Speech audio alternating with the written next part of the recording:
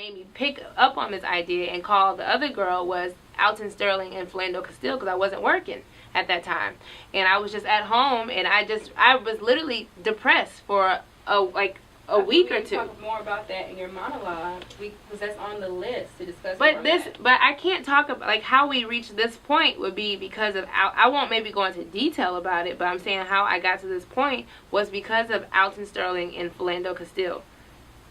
And then I decided that there's strength in numbers, and it would be better to be unified and have more than just me, but have like an army, you know, and just us just go, show up, slay, and let our outfits do the talking.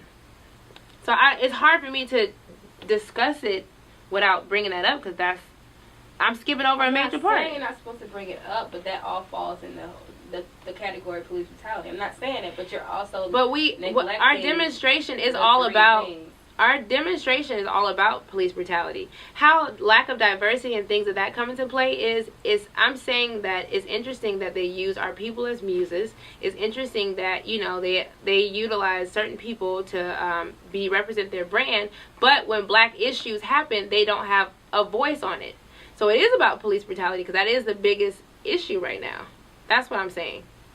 Like, a lack of diversity and all of that. My stance on a lack of diversity, because that documentary has been done before. Like, it's been said time and time again there's a lack of diversity. My stance on that, there's a reason. But your points haven't been. My points, but I'm just saying, like, that's not, to me, that's not a major point. Like, the reason there's a lack of diversity is because. That's most of our monologue, though. And if you look at the list, I have it right now. That's most of the monologue. No, the list is right there, April. No, I printed my point. But listen to me. My reason for saying there's a lack of diversity is because they know the power of representation. That's my point. My reason for talking about LeBron James on the cover is to say that they perpetuate that stereotype of an angry black man, so when another black man is dead on the street, that they don't have to stand up and say anything. So it all goes back to that. That's what I'm saying. So I don't know how to, like, unless you want to write out a script on how to say it, I don't know how to tell the story. I don't know how to tell, like, what we're doing without bringing up that, because that's the truth. Without bringing up what? Like, what reignited this fire in me was the back-to-back of Alton Sterling and Philando Castile. And I remember having that idea with Sandra Bland, and I remember feeling really foolish that I didn't do anything, that I let it go. So if you want to say that for New York to talk about, but it all goes hand in hand for me. That's what we're doing in New York.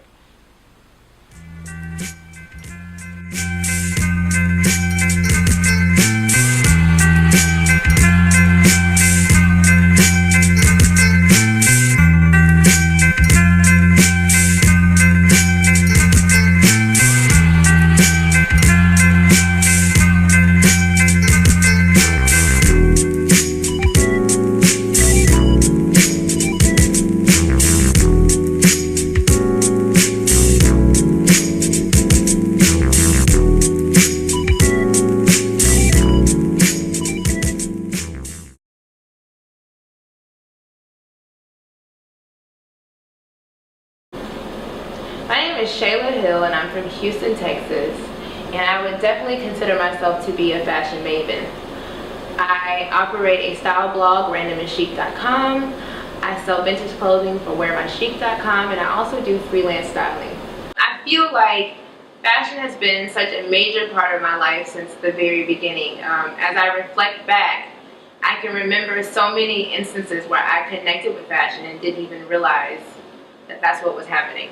My biggest introduction into fashion was definitely from my mother. Like, she's just the flyest, dopest, most eclectic, free-spirited woman that you would ever meet. And the beauty of her was that she always entertained me playing with my style, and sometimes I remember there was a time I only wanted to wear jeans with stripes in it, and she went along with it. You know, she always allowed me to be me and express myself. And just watching her style, you know, growing up, you know, your mom is all you know, so you just think everybody's mom is kind of like yours. But as I got older, I realized, like, my mom is dope. Like, her style is everything. You know, she introduced me to high-end labels. She introduced me to thrift stores and vintage stores. She really exposed me to everything. And because of her, I would try to emulate her style and pick up her style, or even steal some of her clothes, like this jacket, and steal her jewelry, which she hated. And I always was playing in her things because she just had the most amazing, the most beautiful pieces ever. Most vivid memory is being about 10 or 11 years old. I'm gonna say 11 because my mom bought me some wedges, and I think I was in middle school. She got me these Oriental, like, pattern satin gold wedges, and I think it was like my first taste of a heel, and I love those shoes so much. I remember as soon as she bought them, I put them in my backpack and took them to school and showed everybody. I was like, I'm gonna kill them and not even wear them. It was a big hit. Like, everybody was like, "Ooh, those are so nice. Those are amazing." And I'm like, "Yeah, I know."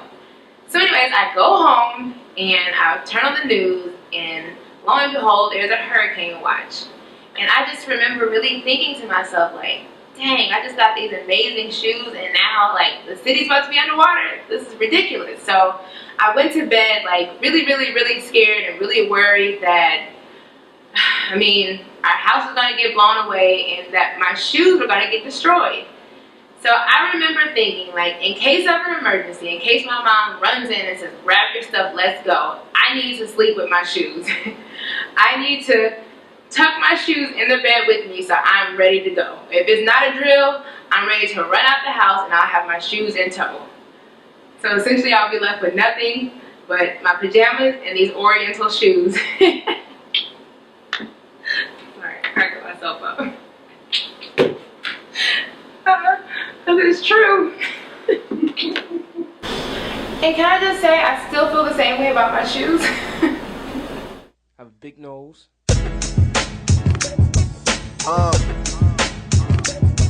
Lacy. Shit. Niggas just tryna make it, man. Zone out. Zone out. Let me talk to you. I made it out alive, now I'm made without a mob.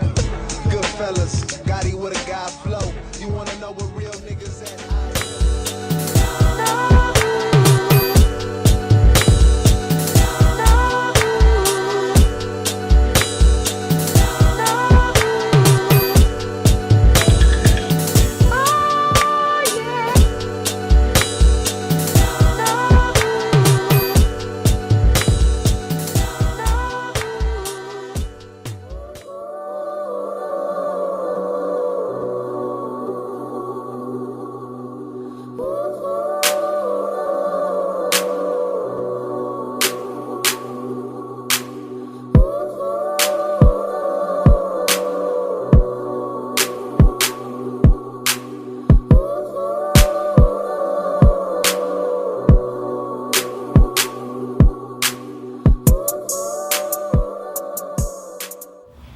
When I first began this project, I knew that it was really important to have select garments that had really bold statements written across the back of them. And I knew I wanted to personally customize them myself using paint. Painting is something that I love to do. It's something that is really calming and soothing to me. And so it was just a great way to bring another love of mine into this project. I also decided, with the help of Kay from Washington Ave, that we would kind of make mini collections out of these looks.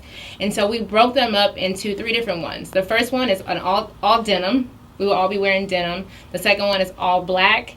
And the third one is all pink looks.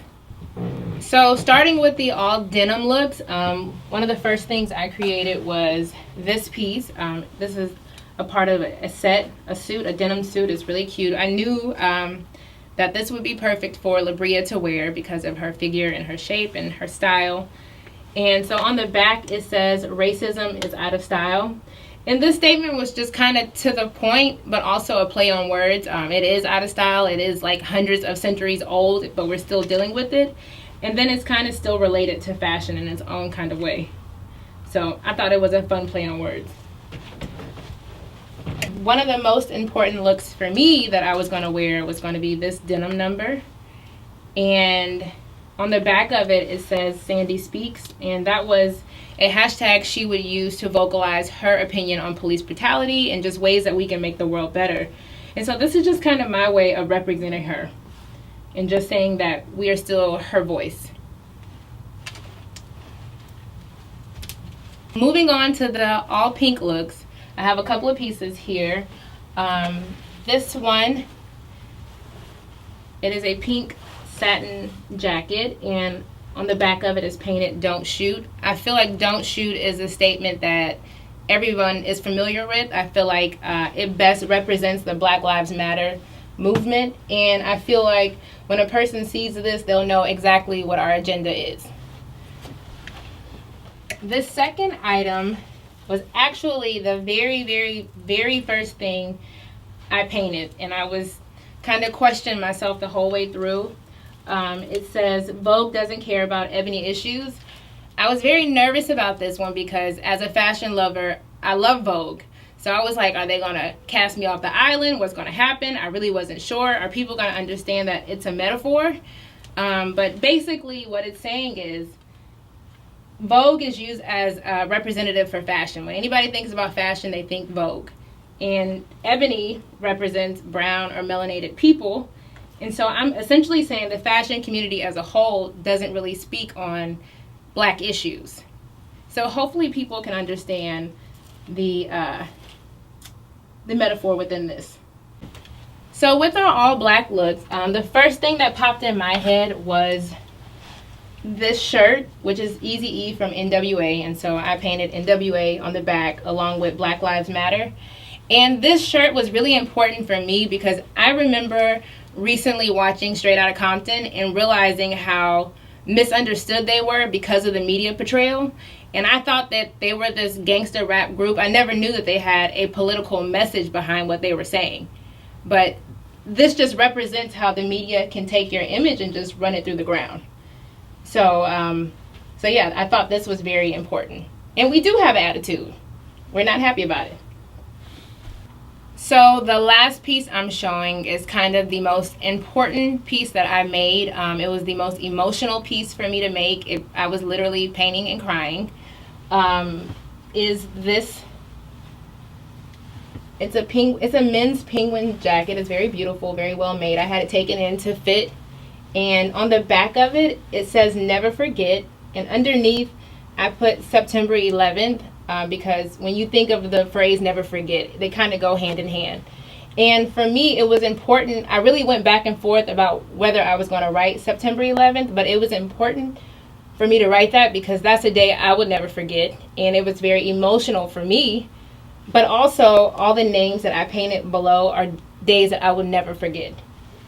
So underneath are all the people who are either victims of police brutality or some sort of injustice like Trayvon Martin. So I wrote Oscar Grant's name, Trayvon Martin, Mike Brown, Eric Gardner, Tamir Rice, Sandra Bland, Alton Sterling, Freddie Gray, Walter Scott, Philando Castile, and Corinne Gaines. And those are just the names that I can fit. I mean, obviously there's not enough fabric to write everyone's name.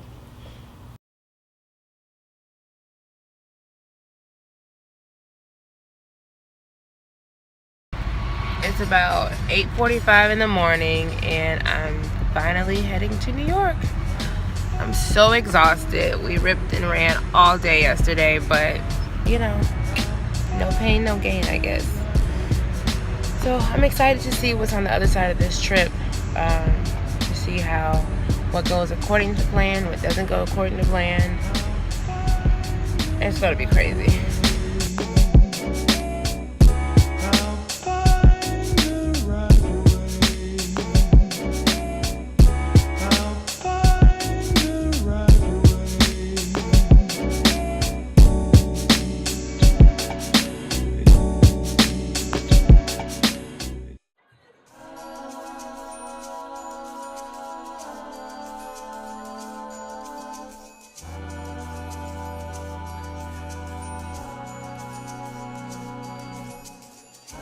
I just landed in New York and I'm so excited to return to the Essence Street Style Block Party.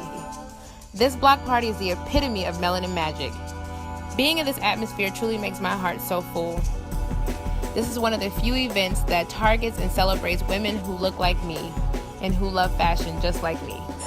It was just black girl magic just all around, and I felt like I belonged, like I was finally home, and just we were all just in awe of each other. Like, girl, you cute. Girl, you cute. No, you cute. No, you are. Like, it was just so much beauty, like just different shades, different shapes, different everything of melanin, and it almost brought tears to my eyes just to see such beauty and such fashion, because I know they share the same passion that I share. I know they have the same dreams that I have as well, and it was just a really beautiful thing to be amongst that.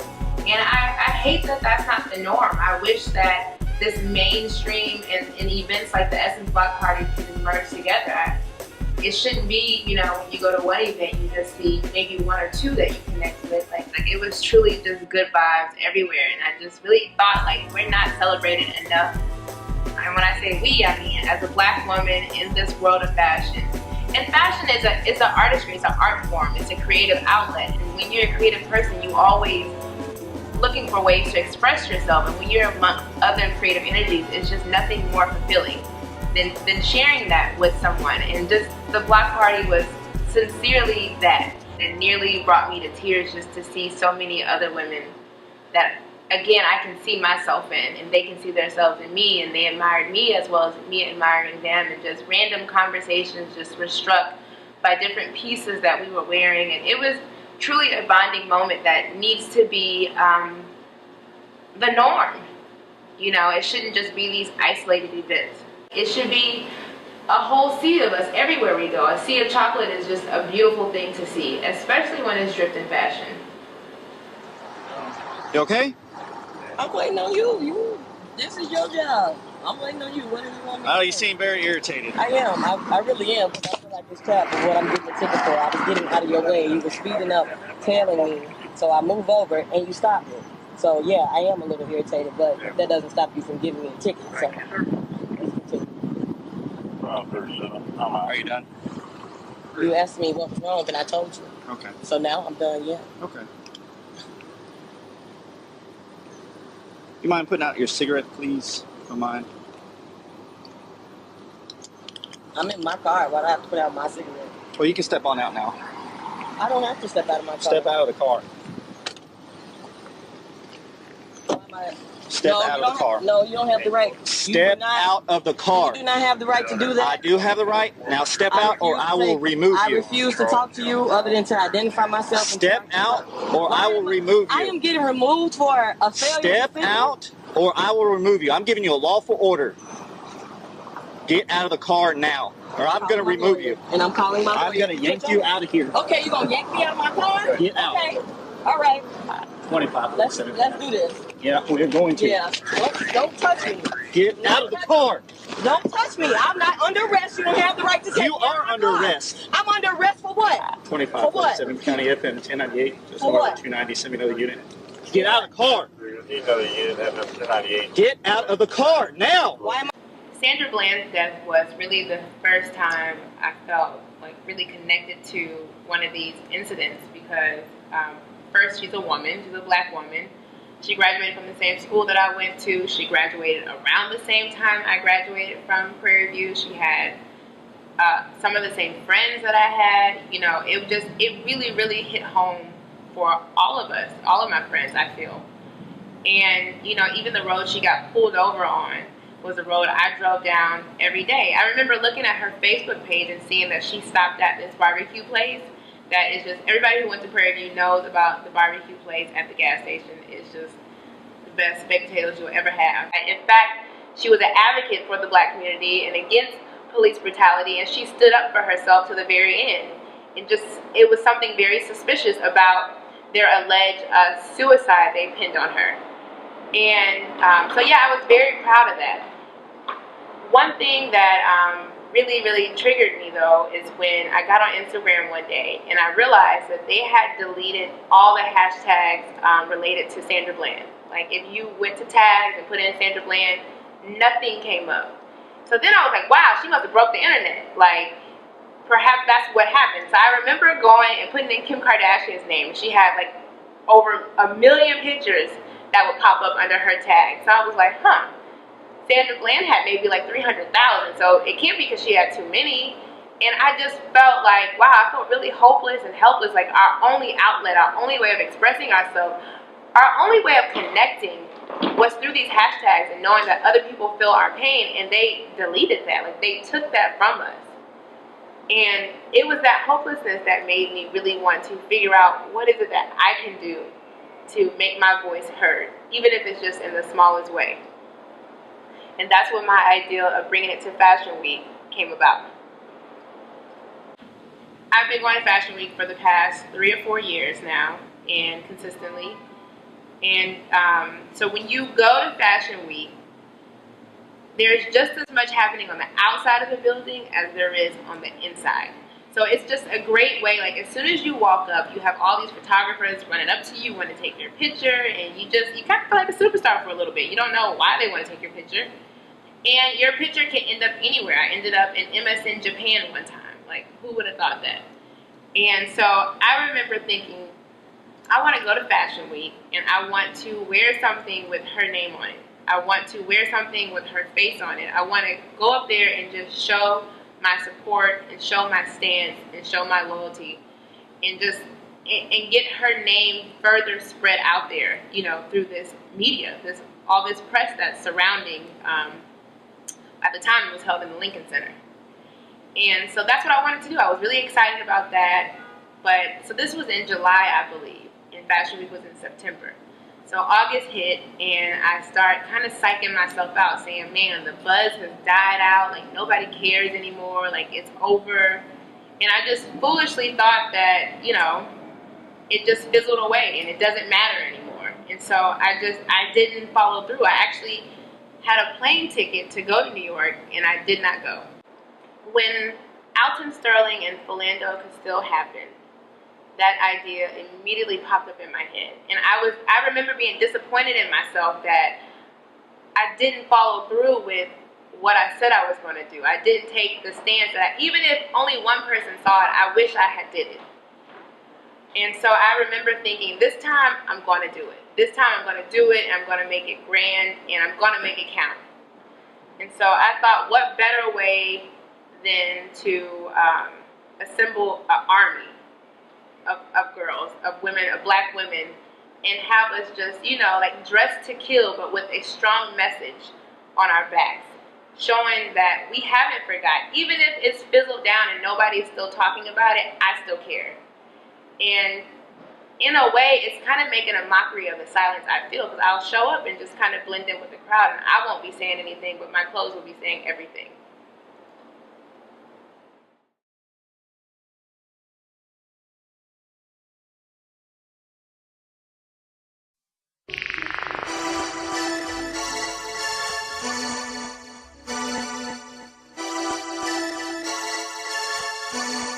We pull up to the venue, only to find there's little to no press outside. We were greeted with side eyes and glares from the people standing around.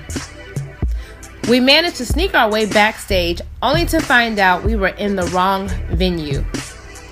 Needless to say, I'm disappointed. I'm beginning to feel like coming to Fashion Week, trying to make a difference, was a huge mistake.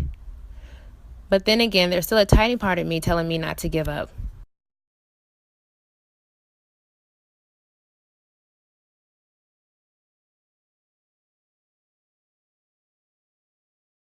Is natural, but interestingly enough, studies show that if you have between 104 degree or 108 degree nasal tip rotation, those are the ones that are considered the most beautiful, and hers is 106. Somebody in here to measure our nasal tip rotation, and then we know if we have the most beautiful noses. But symmetry is what they say is a lot in the eye of beauty, right? Okay, the second most requested eyelids. You know, my issue with cultural appropriation is not seeing other ethnicities with cornrows, is not seeing other ethnicities like altering their bodies and injecting their lips and darkening their skin. It's just, I don't appreciate, when we do it first, we're deemed ghetto, we're hood rats. You know, it was a time when braids and cornrows were considered unprofessional. You know, people were getting fired over wearing their hair in cornrows to work. You know, now all of a sudden it's the latest trend, and you flip through a magazine, they don't even call it cornrows. They call it boxer braids. Like, what is that? I'm not even sure what that is. Like, it's just, that's the most offensive part. I feel like I studied communications in school, and the number one rule when writing any paper, when writing any article, is to cite your work properly. How hard is it to Google black hairstyles or go to a black magazine and see that it's called cornrows? But they would never give us our credit, and that's my issue with it. And when we do get our few role models, if you will, on these magazine covers, you know, their skin is always light and their nose are narrow. You know, they're taking away the features that make us the best. One example, to be exact, is LeBron James was the first black man to cover Vogue. Now, Vogue is a huge magazine, okay? I've watched so many documentaries about Vogue. I see the process that they go through. They literally have six-figure budgets for these photo shoots. They have meeting after meeting to decide who's going to be on the cover, what they're going to wear. It's like a whole process of approval. These are all educated people, like multilingual people. They've traveled the world and back. So here we have the first black man to ever cover Vogue. And first, what do they put him in? Basketball clothes. What theme do they go with? King Kong. Hell, King Kong got shot. Here we have a group of educated people, a whole table. I imagine a paper being passed down, and everybody's like, yeah, that's great. That's a great idea. Let's take this man and have him replicate a monkey. Not just any monkey, but an angry, aggressive monkey. Allow him to be in the picture with a frail white woman who's, even though he's in basketball clothes, she's in a ball gown for some reason. And while she's smiling and looking pleasant, he has this very angry, aggressive face.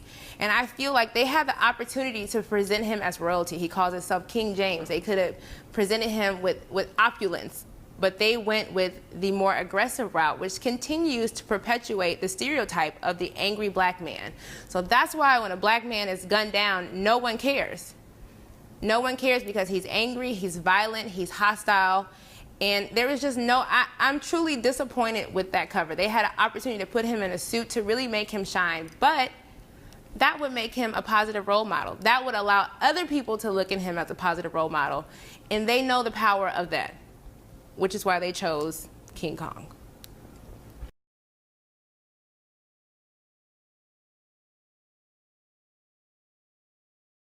Me too. Swerve. Now, I was going to say that, you know, best case scenario is that we get a bunch of press. That's, you know, my goal. But even if that doesn't happen, which I hope that, you know, it does, like, just us doing this is just, you know, just this experience is worth it. Even if one person, like yesterday, it wasn't a lot of people there, but the people who really reacted to the jacket yesterday were like, yes, you know, thank girl, I'm about to start clapping. And so that's who I'm doing it for. You know, they probably were like amongst a, you know, a sea of people that didn't look like them all day long, and to see that was something that is, you know, they really took to it. So that's what's important to me. Like, just to put on for those who, you know, are kind of forgotten about within that world. And it was weird. I felt a little, like, I felt stares from my jacket. Like, I felt like that one guy at the end was very hesitant to take my picture. The one you said didn't even use a flash. Mm-hmm. Yeah, like because he saw us when we first came in, but they were all kind of like, you know, or maybe it was just me that felt like that. Nah, they were. No, they were. Hesitant. Yeah, it was very. So I like that I made them uncomfortable, I guess. Mm-hmm. So even if we can make people uncomfortable, like, I'm good with that. So, you know, at least you're feeling something, right? Yeah. So it's just the experience. But I hope they treat me like Beyonce. Like when you.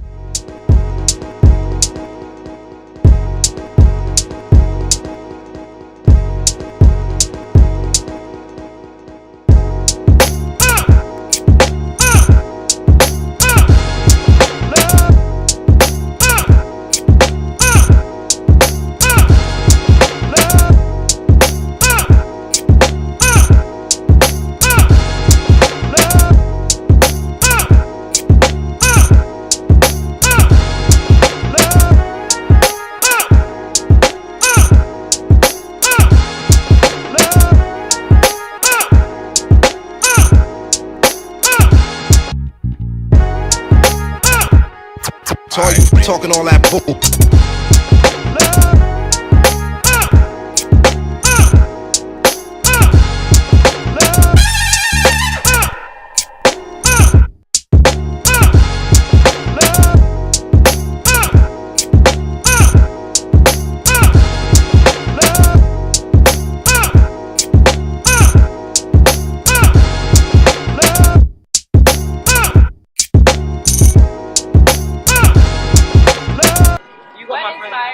Exactly. Look at her. Literally, this was actually made before everything started happening this year. Wow. 2015. It's literally like, you have to be empowered, you know what I mean? Like, I don't talk a lot, so I like my clothes to talk for me. And the designer, my client, Sean Alton, definitely hooked this one up. So obviously you know what that means. I don't have to get into that. And then, you know, we will never die and we will always multiply. And it's really important that people actually realize that all the time, because it's very important. They were talking about. We're protesting? Yeah, like, are you protesting? Like, no, we're just here at Fashion Week. Right. You don't have to have a picket sign. I guess these clothes are the picket sign, though. Jacket is picket sign.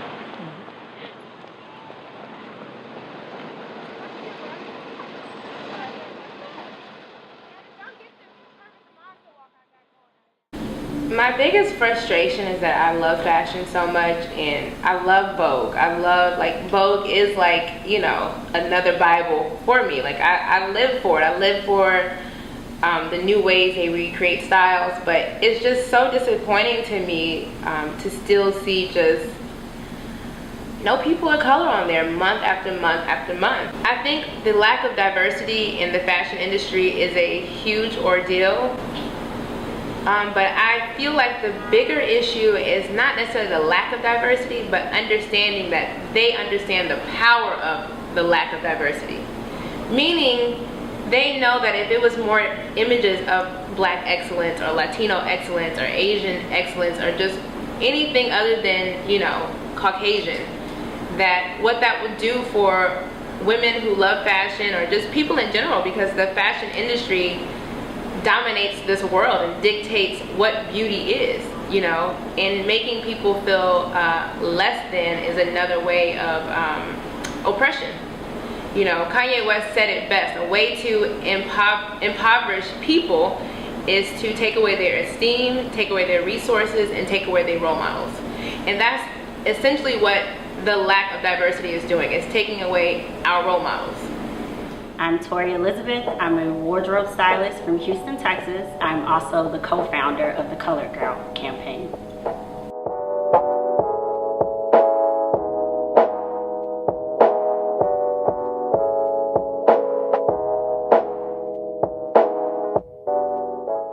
So the idea behind the Colored Girl started, my best friend and I, Victory Jones, who's the other co-founder, we actually were sitting in her apartment during the blizzard here in New York, like last February. And we're like, we need to do something disruptive, beautiful, and just bring like awareness to women's issues, but by using fashion and beauty. And so we wanted to do something that hasn't been done and that would draw people in and make them be like, wow, this is like amazing. And just kind of get like a reaction from people. So that was the like real vision behind it. I feel that a lot of people, when they come up with creative projects, as far as with Black women, what they tend to do is either have just dark skin or just have light skin. So what we wanted to do was create unity and solidarity amongst all like Black women. And so we wanted to show that we're beautiful in all shades, different backgrounds, different colors.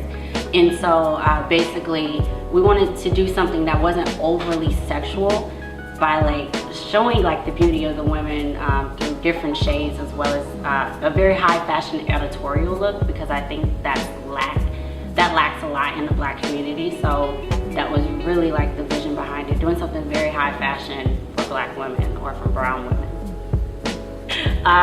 Everyone has like been loving the campaign. I definitely thought that people would really like gravitate towards it, but the way that they're doing it is like beyond words.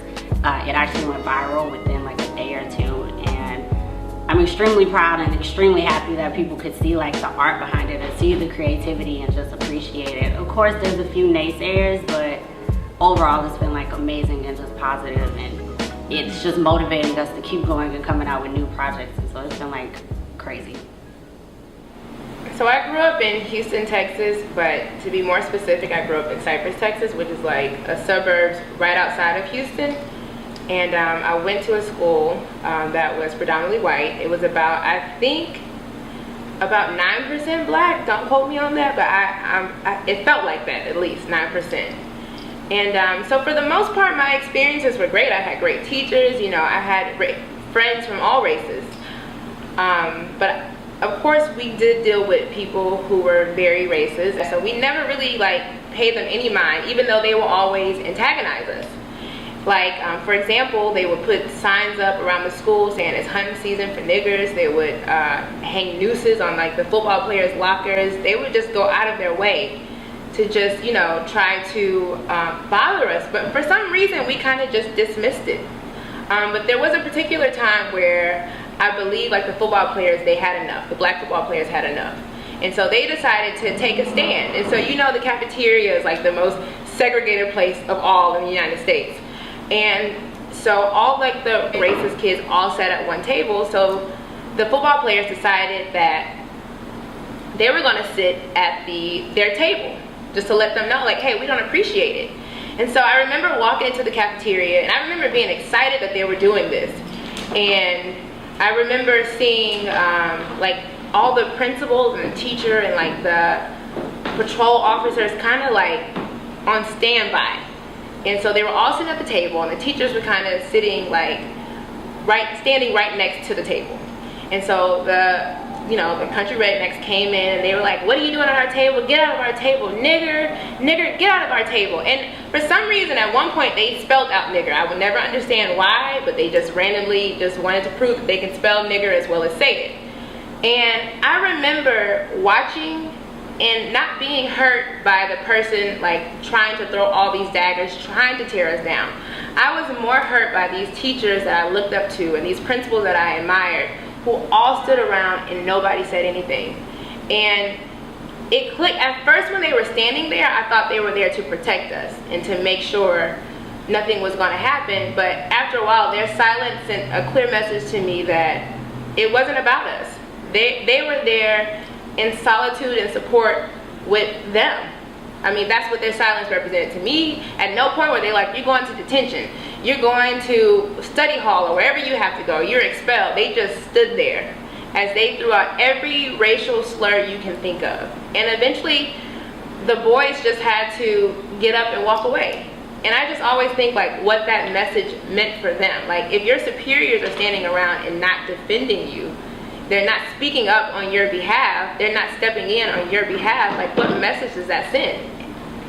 And what message does that send to the person throwing out these racial slurs? Their silence sent the message that it's okay for them to be doing what they're doing, and their silence let us know that we deserve it. A time comes when silence is betrayal. I remember when the Alton Sterling incident happened, and I was home. I was off of work for a long time, so I was at home, and I remember telling myself, like, you know what, Shayla, this time be upset, like be hurt, like don't try to block yourself from social media, don't block yourself from the news. Like, it's okay to be hurt by this because it's something very hurtful. And you know, little did I know that it was going to be a back-to-back incident. So before I could even fully grieve the death of Alton Sterling, Philando could still happen. And so meanwhile, you know, just kind of trying to distract myself from this back-to-back incident that has been, you know, broadcasted everywhere you went, it was there. So, you know, Instagram is kind of like my little escape. And I have a bunch of fashion pages that I follow, like all the big names you can think of I follow. And I remember just scrolling and scrolling and scrolling and just kind of just looking and hoping that, you know, since I love fashion so much and I admire these designers and I admire these publications so much, that, you know, that they were equally as outraged as I was, especially because it happened back to back, especially because the second one happened in front of a child.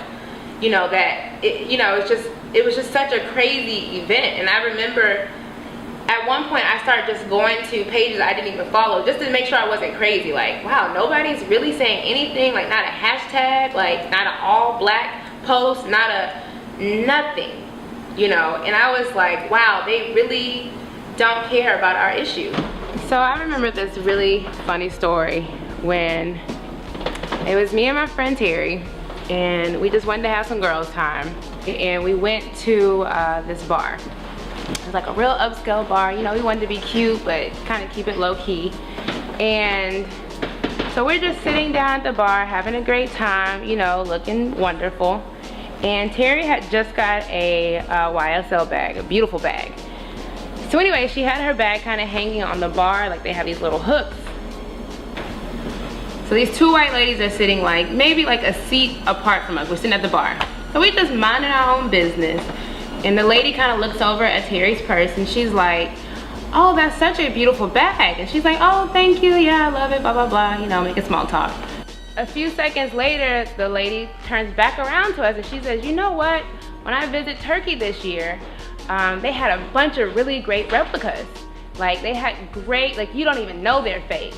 And so I remember me and Terry kind of looking confused, like, is she calling your bag fake? Like, is she trying to shade us right now? So we kind of just blew it off. Because side note, usually when we go to places like this, like, it's not uncommon, like, for people to stop and look at us and ask us all these questions. So it's like, it's weird people are fixated on us, but we're just kind of used to it. You know, it's that magic they talk about. But anyway, so we were like, did this lady really just shade us? Terry turns to the lady and she goes, you know what, that's funny. I spent 3 weeks in Turkey and I never even heard of that place. I never even knew they sold replicas there. So as she's overhearing us talking about our traveling excursions, because if you know Terry, you know she is a globe-trotting individual. So anyways, I just kind of like can look to my right and just see like this lady is just so puzzled. And she's like, okay, their bags are real, they're traveling. It was really like she was trying to solve a math equation, like, two black girls, two passports, big bag. Turned to us and said, are you ladies flight attendants? And we were like, this bitch is really trying it. She is really trying it with us. Like, we can't just be two black girls who travel and have nice arm candy. Like, is that just so hard for you to believe? And at the time, I was really offended by what she said. But, you know, after, like, so much research from this project, I realized that she's blinded by her own ignorance. She didn't mean any harm at all, actually. She was dead serious. When I first began this project, I remember telling my mom about what I wanted to do and what I hoped to accomplish. And as soon as I began speaking about it, she basically interrupted me and was like, you have to check out this lady. Her name is Dr. Joy DeGraw, and she's amazing. She wrote a book called Post-Traumatic Slave Syndrome. And so she like called me over and over, text me. She even texted me a link. So finally I watched the link. It was a YouTube video. It was like an hour and a half, almost 2 hours. And I was like, I don't know. So eventually I came around to watching it, and it was the deepest, darkest, heaviest, but most enlightened I've ever felt. She really breaks things down in a very real way. And one term she kept using that really resonated with me was cognitive dissonance. One great way that Dr. Joy DeGraw explained it was, one way to deal with cognitive dissonance is to relabel people to fit your behavior towards them.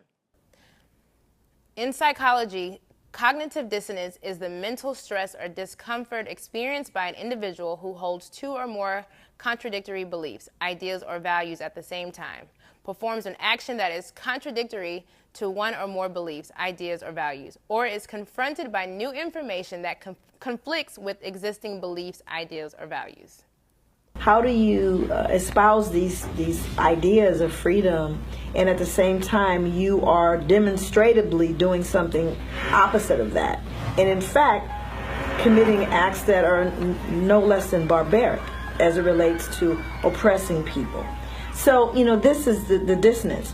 So for me, that made me think about after Alton Sterling and the Philando Castile happened, I remember being on Facebook, and I remember being so frustrated because no one other than, you know, the black people on my page seemed frustrated or upset or bothered or just even remotely cared. And some would go as far to make their points very clear in my comment section or in other people's comment section. And I was so angry that I was literally going back and forth, like having like real beef with these people that I don't even know. But after reading this, I realized that essentially they're kind of blinded by their own ignorance. It's like cognitive dissonance is a way for them to see that is wrong but still rationalize that is right. Even though what meets their eye is a person is held down, tackled down by a guy, and then the other one is away and shoots them, they can still say, well, what about his criminal record? He deserved it anyways. You know, everybody knows the order. You know, it's a meme out there that says, you know, they gun us down, we protest, they're going to bring up his arrest or his criminal record, and they're going to discredit him. It's like we already know what they're going to try to do to destroy his character so that it can continue to fit the depiction of a black man in their minds, so therefore it doesn't really have to matter. When you talk about racism, same thing. White folk haven't been socialized that Africans are inferior all their life as part of their internal intellectual belief system. All of a sudden they come face to face with a black man or woman who's more intelligent than any white person they know or have ever met or have ever read about. Wow. For the first time, I've learned that black people are not inferior, but I've been taught they were. After watching Dr. Joy DeGraw's YouTube videos and reading up on her and really familiarizing myself with the phrase cognitive dissonance, I began thinking about that moment at the bar with me and Terry where the lady suggested that we were flight attendants. And in that moment, me and Terry were very offended by what it is that she was saying, and I was really annoyed and frustrated with her because I felt like she was belittling me. But now I realize she wasn't doing that at all. She genuinely was being real and honest, and in her brain that's what she assumed because there is no compartment that says black women love to acquire nice handbags or that we love to travel the world. There's nowhere in her brain that says that.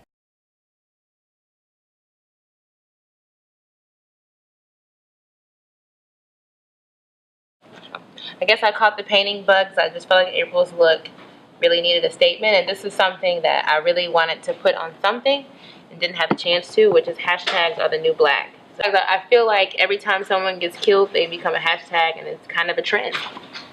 Hashtags are the new black, but quite literally, they are.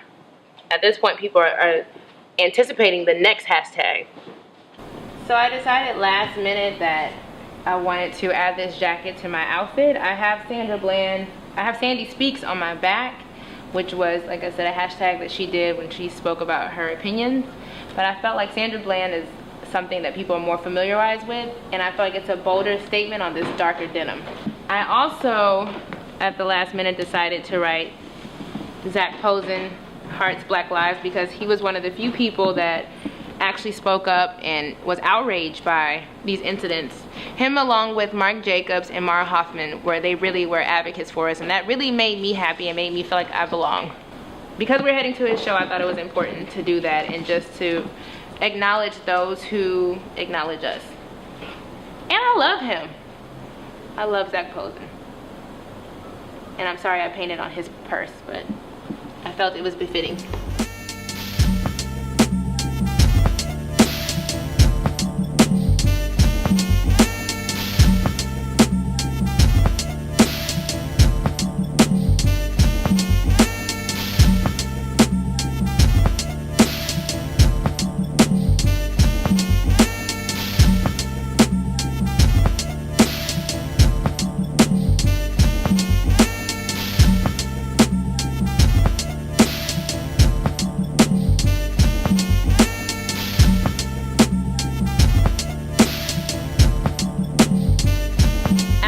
Minute, there was a change in plans. We decided instead of trying to attract the press at the Oscar de la Renta show, that instead Zac Posen would be a better fit for our looks that night. Something was different about this night.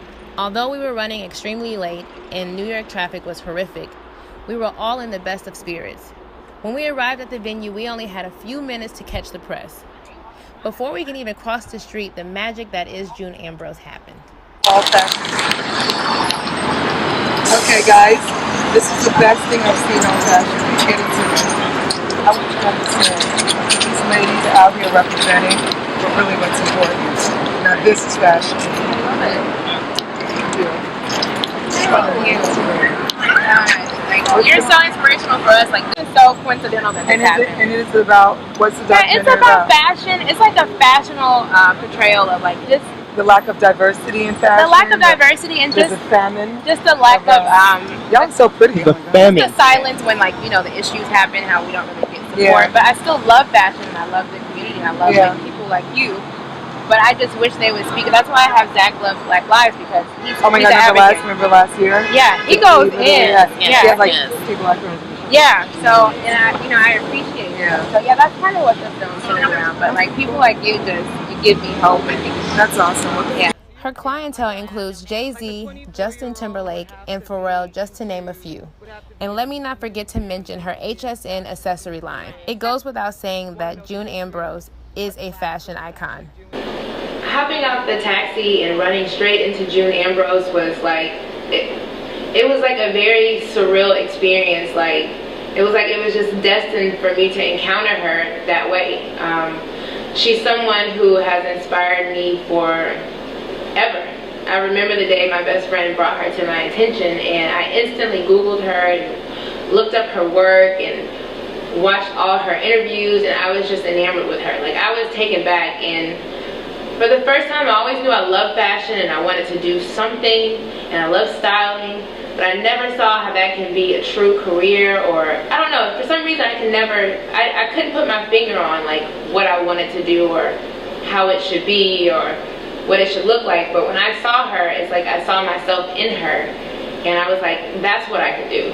Maybe not specifically what she's doing, but it's like I saw myself in this world, in this realm, in being successful. You have to literally put out what you want to attract. And you dream with your eyes open. There's no glass ceilings. As blacks we complain about there not being enough opportunity. I think that's a distraction. Yeah. I think that we're in America. I've traveled around the world. I know what it's like to be. We're lucky. Yeah. We have a lot of opportunity here, but we have to really not be distracted by the things that we don't have, and focus on the things that we want. So it's to keep a steady, clear vision. Yeah. So that's the story, guys. And it's not that I didn't see other stylists. I was a big fan of Rachel Zoe, but as much as I love to watch her television show or see the celebrities she styled, it's just that connection that just wasn't there. And June Ambrose, for me, is someone who kept me inspired. So running to her so randomly, and she was kind of coordinating with all of us, was just, it was an unbelievable experience. The best part of the whole thing was that I always thought when I met June Ambrose, I would be the one stopping her, and she actually spotted us first. And for her to spot me and spot all of us in something that I styled, and I remember the last thing she said was, "You guys have my stamp of approval," and that just meant everything. And then just the message and the words that she shared, I will carry with me for the rest of my life. Seeing that little girl today at Fashion Week just really made it a full circle moment for me, because I feel like I'm doing this for her. I feel like after 31 years, I finally learned the importance of positive imagery. I finally learned that the impact that people like June Ambrose or people like Tyra Banks or my mother had on my life. How wonderful life would be if I saw a multitude of women. And not just black women, Hispanic, Asian, just of all races and ethnicities. If I just saw that on a constant, how would my life be? How would that influence me? And seeing her and her seeing us was just a beautiful moment. And I feel like this project was really for her, so that by the time she grows up and she reaches 31, many doors would be knocked down for her. This won't even be an issue or a concern. She won't even understand what I'm saying or where I'm coming from, because it'd be a totally different world where she's a hot commodity and she's respected for her talent, and that's it. June Ambrose said, at least try to find the talent. Yeah. When you don't even at least try to, if you do your diligence, if you can't find a black person that is qualified, which I find hard to believe, right, then you can go outside. So I just hope by the time this little baby grows up that her world and her fashion is a different reality than mine. This magical trip had finally come to an end. We were all packed up and ready to leave Brooklyn and head home. It was literally about 20 minutes before checkout, and all the girls were just kind of hanging out on their phone. I decided to go freshen up in the restroom. As soon as I get to the restroom, I hear all this commotion outside. I hear excitement, I hear laughing, I hear giggling. And then I hear someone say, "Oh my God, Shayla's going to be so excited." So I come rushing out, and I see that June Ambrose had just reposted my picture. And not only did she repost the picture, but she had the most amazing caption to follow. She says, "Talk Tuesday, met this powerful young lady and her posse last night outside of Zach Posen's show." I was awestruck by their passion, smarts, and how they use fashion to create a strong and stylish, conscious narrative. Hey, hey, hey, Southside.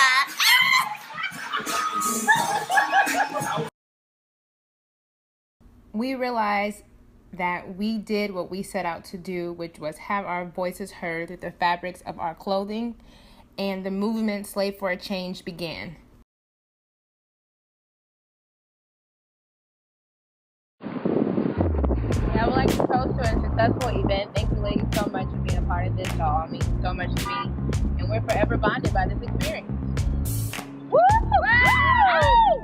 Yes. I have no thoughts so far. What did you think when I first proposed this idea to you? And it came together, whether it's me doing the makeup artistry and you styling. My sister, we did it. We didn't kill each other. We didn't pull each other's hair out. We used to get in fist fights.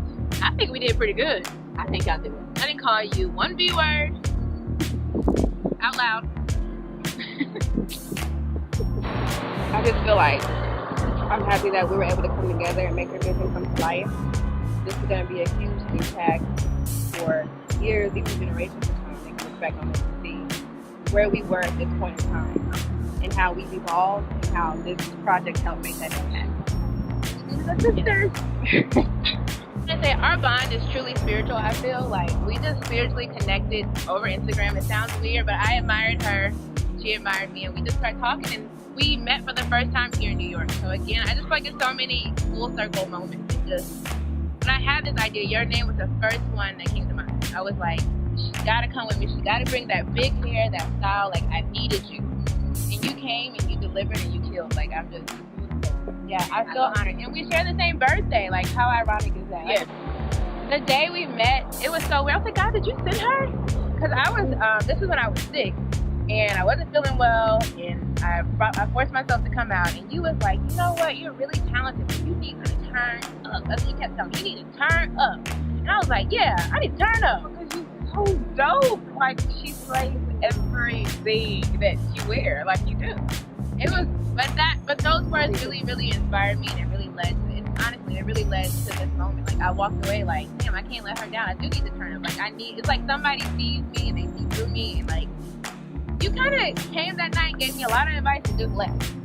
And then I didn't see you until, now, which is kind of awesome because I'm here with the results, of that message. So, but it feels like we've been knowing each other. It does. It feels like we've been knowing. It really does. It's crazy. It's crazy. Yes, well, I'm happy that you asked me to be a part of this. I'm not very vocal, and I try to really stay neutral, but I see what's going on. I hear what's going on. I do, and I'm happy that you asked me to be a part of it, so I can share my gifts and my voice. And I thank you. I do. I really do. I thank you. Thank you. Yeah. This journey was beyond a dream come true. This time last year, I allowed fear to stop me. But this go round, I allowed my fear to be my motivation and my passion to be my inspiration. Fashion is my gift, my purpose, and my voice. Until next time, farewell, New York.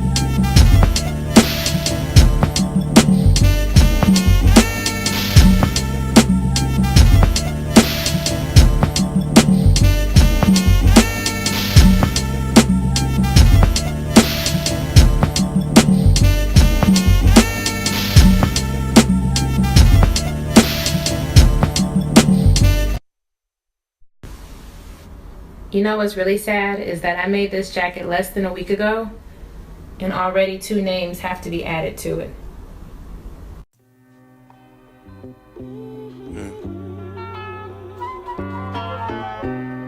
Turn on the TV, man. I feel like we living in hell. It's not a tech, man. it's gotta take? Cause I can't take this shit no more. What it's gotta take? Cause I can't take this shit no more. What it's gotta take? Cause I can't take this shit no more. What it's gotta take? Cause I can't take this shit no more. Like Pac kicking the door with the fofo blasting. We banging on the door to our freedom, we sick of asking. We ask with the civil rights, we ask with the Panthers. Standing up for black, fuck that bullshit anthem. Hollow words full of cancer, racist answer when we ask simple questions like why they killing us with our fucking hands up. Land of the free, but they stuck us up for ransom. Turn on CNN, white people throwing tantrum like, will he take a knee or will he stand up? Man, what? What? I'm feeling like Westbrook. Y'all niggas tripping. Try and trip us up in the system, too broke to fix it. Courtroom lynchings on a daily basis. Modern day trading places. Randolph, Mortimer brother faces. Giving out these cases, sending teenagers on forever vacations. Fuck. Run, nigga, run at the combine. Sign this contract and that ass mine. Keep us winning, but keep your opinions. No intuition, I'm paying you 7 figures. Fall in line, boy. You slipping on your 40-yard time, boy. Sorry, gotta cut you, you'll be fine, boy. Now your ass don't got a dime, boy.